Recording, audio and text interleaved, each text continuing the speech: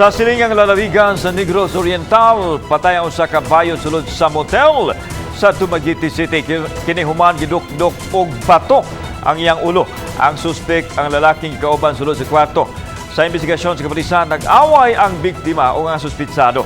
Gilang namatay nga si Roselito Cielo, 53 anyos, taga-barangay Punyao, Dumaguete City.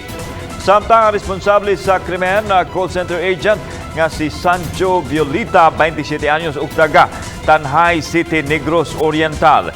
Gisaysay sa suspect nga gidagmalan siya sa bayo tuman ug dumili siya nga makikhilawas.